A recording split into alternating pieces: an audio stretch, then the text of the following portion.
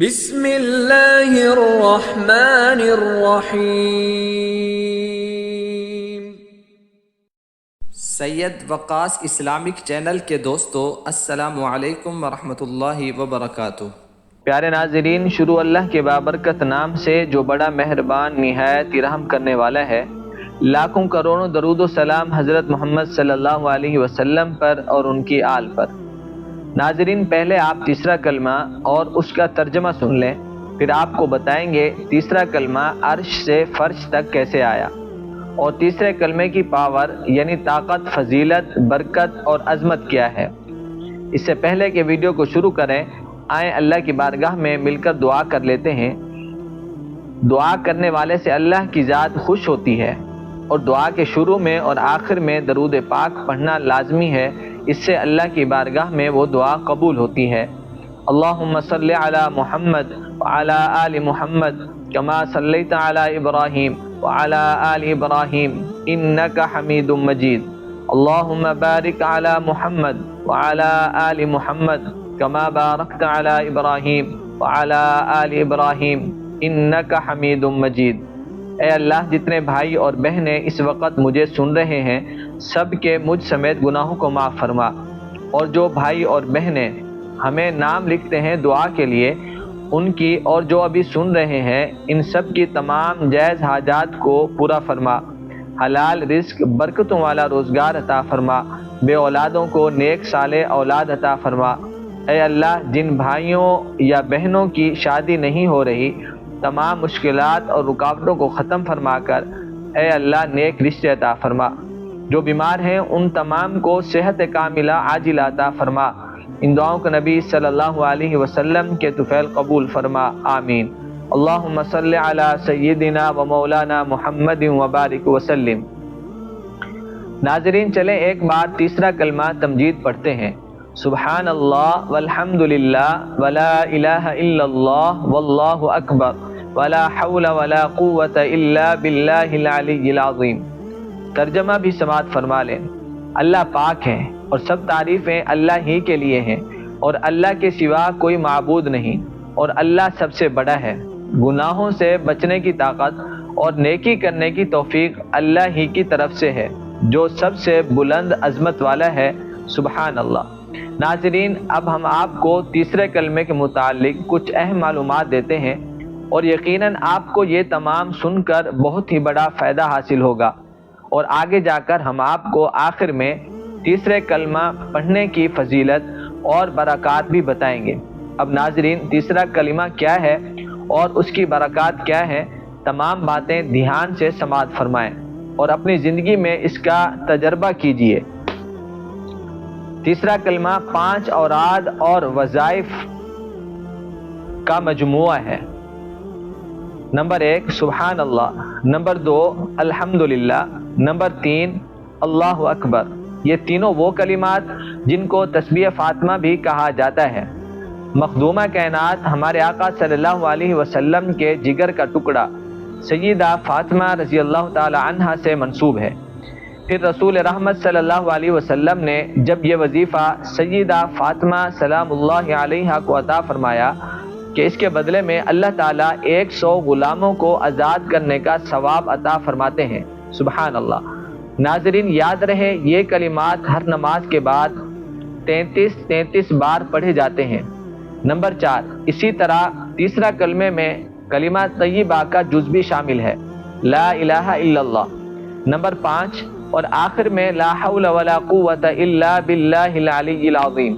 اللہ کی تسبیح، حمد، کبریائی کے ساتھ ساتھ اس کے معبود برحق ہونے اور ہر تقدیر پر قادر ہونے کا اعتراف و اقرار بھی اس میں موجود ہے۔ اب ناظرین، یہ جانیے کہ تیسرا کلمہ عرش سے فرش تک کیسے آیا۔ علماء کرام اور مفسرین نے تیسرا کلمے کا ذکر کرتے ہوئے لکھا ہے کہ حضرت ابن عباس رضی اللہ تعالیٰ عنہ فرماتے ہیں کہ اللہ تعالیٰ نے عرش بنایا اور فرشتوں کو اسے اٹھانے کا حکم دیا، تو فرشتوں کو عرش بہت وزنی محسوس ہوا۔ اس وقت فرشتوں کو سبحان اللہ پڑھنے کو کہا، چنانچہ جب فرشتوں نے سبحان اللہ کا ورد کرنا شروع کیا، اس کو پڑھتے ہی عرش اٹھانا آسان ہو گیا۔ فرشتے برابر اس کلمے کو پڑھتے رہے یہاں تک کہ حضرت آدم علیہ السلام وجود میں آئے اور ان کو چھینک آئی تو حضرت آدم علیہ السلام کو الحمدللہ پڑھنے کا حکم دیا۔ اس کے جواب میں اللہ تعالیٰ نے فرمایا یرحمک اللہ۔ یاد رہے جب فرشتوں نے حضرت آدم علیہ السلام سے یہ کلمہ الحمدللہ سنا تو سبحان اللہ کے ساتھ الحمدللہ بھی پڑھنے لگے۔ پھر ناظرین حضرت نوح علیہ السلام کا زمانہ آیا تو بت پرستی کے خلاف اللہ تعالیٰ نے حضرت نوح علیہ السلام کو حکم دیا کہ قوم کو لا الہ الا اللہ کی تلقین کرو۔ فرشتوں نے جب حضرت نوح علیہ السلام سے لا الہ الا اللہ کو سنا تو اس کو بھی ملا کر پڑھنا شروع کر دیا۔ ناظرین یاد رہے اب فرشتوں کے پاس 3 کلمات تھے، سبحان اللہ والحمدللہ ولا الہ الا اللہ۔ فرشتے ان کلمات کی تسبیح کرتے رہے۔ وقت گزرتا گیا۔ حضرت ابراہیم علیہ السلام کا جب زمانہ آیا، حضرت ابراہیم علیہ السلام کو حضرت اسماعیل علیہ السلام کی قربانی کا حکم ملا۔ تعمیل کرنے لگے تو جنت سے جبرائیل علیہ السلام دمبا لے کر آئے کہ اسماعیل علیہ السلام کی جگہ اس کو قربان کر دو۔ حضرت ابراہیم علیہ السلام کی زبان سے خوشی سے نکلا اللہ اکبر۔ جب فرشتوں نے حضرت ابراہیم علیہ السلام سے اللہ اکبر سنا تو اس کو بھی ملا لیا اور یوں پڑھنے لگے سبحان اللہ والحمدللہ ولا الہ الا اللہ واللہ اکبر۔ اب فرشتے ان 4 کلمات کی تسبیح کرتے رہے۔ پھر وقت گزرتا گیا۔ پھر جب ہمارے نبی رحمت حضرت محمد صلی اللہ علیہ وسلم کو اس دنیا میں بھیجا گیا تو کیسے یہ کلمہ مکمل ہوا؟ ناظرین اب آپ نے توجہ کرنی ہے۔ ایک بار حضرت جبرائیل علیہ السلام حضور نبی کریم صلی اللہ علیہ وسلم کو تیسرے کلمے کے پہلے کے واقعات کے بارے میں بیان کرنے لگے اور بتایا کہ کیسے کیسے فرشتے ان 4 کلمات کو جمع کر کے ان کی تسبیح کرتے ہیں، سبحان اللہ والحمدللہ ولا الہ الا اللہ واللہ اکبر۔ ناظرین جب آپ صلی اللہ علیہ وسلم نے ان 4 کلمات کی تسبیح کو سنا تو آپ صلی اللہ علیہ وسلم نے اظہار تعجب کے لیے فرمایا لا حول ولا قوة الا باللہ العلی العظیم۔ ناظرین جب فرشتوں نے نبی صلی اللہ علیہ وسلم سے یہ آخری حصہ سنا تو اس حصے کو بھی ملا کر تیسرا کلمہ تمجید کی صورت میں ان کلمات کی تسبیح کرنے لگے جو جاری و ساری ہے۔ پیارے ناظرین اس طرح تیسرا کلمہ مکمل ہوا۔ اب آگے سنیے، اگر آپ اس تیسرے کلمے کو پڑھتے ہیں تو آپ کو کیا کیا فوائد ملیں گے۔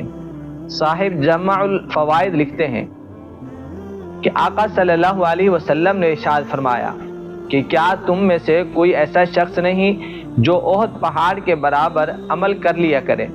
عرض کی وہ کیسے یا رسول اللہ صلی اللہ علیہ وسلم؟ آپ صلی اللہ علیہ وسلم نے فرمایا کہ ہر شخص کر سکتا ہے، کیونکہ سبحان اللہ پڑھنے کا ثواب احد سے زیادہ ہے، لا الہ الا اللہ کا ثواب احد سے زیادہ ہے، الحمدللہ کا ثواب احد سے زیادہ ہے، اللہ اکبر کا ثواب احد سے زیادہ ہے۔ رسول رحمت صلی اللہ علیہ وسلم کی زبان مبارک اور پھر اولیاء صالحین کاملین کے عمل سے ثابت ہوا کہ اس کلمے میں کوئی انمول خزانہ ضرور چھپا ہوا ہے کہ مدینے والا آقا صلی اللہ علیہ وسلم نے اس میں موجود کلمات کو احد جیسے بلند مرتبت پہاڑ سے بھی زیادہ برکت والا قرار دیا۔